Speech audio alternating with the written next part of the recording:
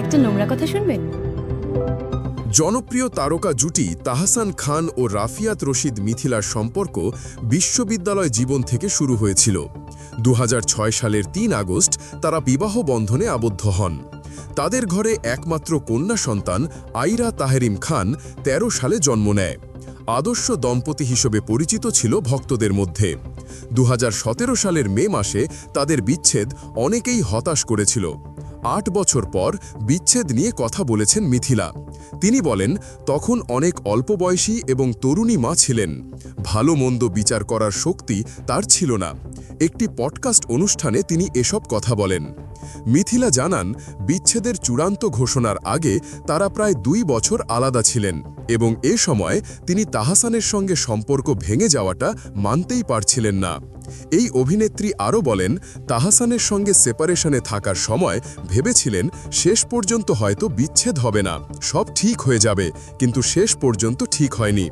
তিনি বলেন, যে কোনো বিচ্ছেদ বা যে কোনো সম্পর্ক ভেঙে যাওয়া সহজ না, খুবই কঠিন। বন্ধু বা এটা যে কোনো ক্ষেত্রে হতে পারে। আমি ছিলাম তখন অনেক অল্প বয়সী এবং তরুণী মা।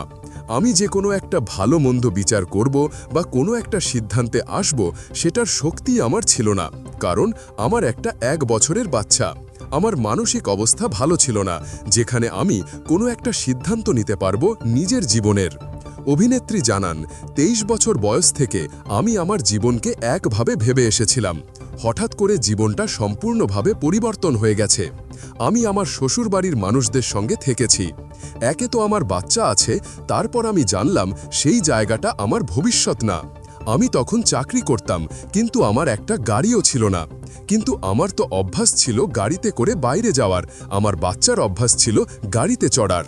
মিথিলা বলেন, মেয়েদের নিজেদের আসলে জায়গা থাকে না, শ্বশুরবাড়ি আবার বাবার বাড়ি।